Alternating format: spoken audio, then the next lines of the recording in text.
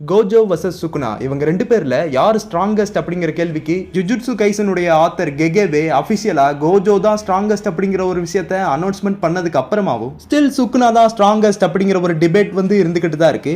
Even ஒரு சில Suguna fans வந்து இதுவே கோஜோ ஹியான் யாரால இருந்த சுகுனா கூட ஃபைட் பண்ணியிருந்தா கண்டிப்பா இந்த ஒரு பேட்டில் சுகுனா ரொம்ப ஈஸியாவே வின் பண்ணிருப்பாரு அப்படிங்கிற மாதிரிலாம் சொல்லுவாங்க. பட் அது உண்மை இல்ல. ஹியான் யாரால இருந்த சுகுனாவை விட கோஜோவோட ஃபைட் பண்ண இந்த ஒரு புது வெர்ஷன் ஆஃப் சுகுனா வந்து ரொம்ப ரொம்ப பவர்ஃபுல். ஏன்னா சுகுனா கிட்ட 10 ஷேடோ டெக்னிக் இருந்துச்சு. ஆக்சுவலா கோஜோவோட 6 ஐஸ் அண்ட் லிமிட்லெஸ்க்கு ஈக்குவலான ஒரு டெக்னிக் தான் 10 ஷேடோஸ் அப்படிங்கிற விஷயத்தை கோஜோவே சொல்லியிருப்பான். சோ ஏன் சுகுனாக்கு தன்னுடைய சொந்த டெக்னிக்ஸை தாண்டி 10 ஷேடோ டெக்னிக்ஸ் தேவைப்பட்டதுன்னு பாத்தீங்கன்னா கோஜோவோட இன்ஃபினிட்டியை தாண்டி சுகுனாவோட க்ளீவ் அண்ட் டிஸ்மேண்டில் அட்டாக் வந்து வேலையே செய்யாது. சோ கோஜோவோட இன்ஃபினிட்டியை பைபாஸ் பண்றதுக்கு சுகுனா கிட்ட இருந்த ஒரே டெக்னிக் என்னன்னா அது கர்ஸ்ட் ஆம்பிளிஃபிகேஷன் மட்டும்தான். பட் அதை யூஸ் பண்றதுக்கே சுகுனாக்கு கோஜோவுக்கு இணையான கர்ஸ்ட் எனர்ஜி தேவை. அதனாலேயே சுகுனா 19 ஃபிங்கர்ஸ் சாப்பிட்டது மட்டும் இல்லாம தன்னுடைய ஹோல் பாடியவே சாப்பிட்டிருப்பான். ஏன்னா சுகுனா கோஜோ கூட ஹேண்ட் டு ஹேண்ட் மட்டுமே ஃபைட் பண்ணிட்டு இருக்க போறது இல்ல. கோஜோ கூட டொமைன் பேட்டிலுமே ஈடுபட்டாகணும். அதுவும் குறிப்பா கோஜோ நினைச்சா அவனால டொமைன் எக்ஸ்பான்ஷனை திரும்ப திரும்ப யூஸ் பண்ணிக்கிட்டே இருக்க முடியும். ஏன்னா 6 ஐஸ் வந்து அவனோட கர்ஸ்ட் எனர்ஜியை ரீஃபில் பண்ணிக்கிட்டே இருக்கும். பட் சுகுனாக்கு கர்ஸ்ட் எனர்ஜி தீர்ந்து போறதுக்கான வாய்ப்பு அதிகமாவே இருக்கு.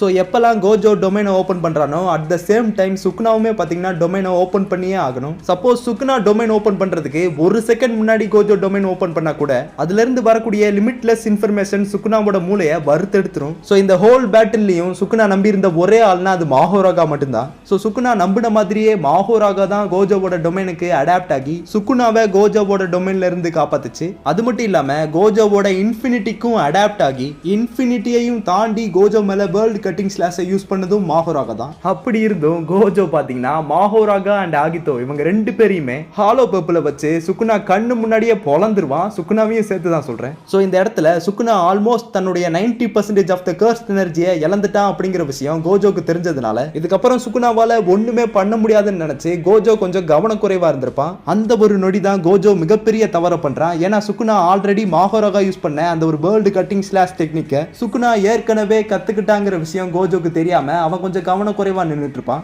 இதையே சான்ஸா யூஸ் பண்ணி வேர்ல்டு கட்டிங் ஸ்லாஷை வச்சு சுகுனா கோஜோவை ரெண்டா பொளந்துருவான். சப்போஸ் இந்த இடத்துல கோஜோ கொஞ்சம் கேர்ஃபுல்லா இருந்திருந்தா கூட வேர்ல்டு கட்டிங் ஸ்லாஷ்ல இருந்து எஸ்கேப் ஆகி சுகுனாவை அந்த இடத்துல கோஜோவால கொண்டு இருக்க முடியும். சோ கோஜோ அண்ட் சுகுனா இவங்க ரெண்டு பேர்ல யார் ஸ்ட்ராங்கஸ்ட்னு கேட்டா யோசிக்கவே தேவையில்லை. இட்ஸ் ஆப்வியஸ்லி கோஜோ சத்தோரு தான் ஸ்ட்ராங்கஸ்ட். பட் இங்க பிரச்சனையே கோஜோ சுகுனாவோட திறமையை குறைச்சு மதிப்பிட்டதுனால சுகுனா வர்சஸ் கோஜோ பேட்டில்ல வின் பண்ணது ரியோமன் சுகுனா.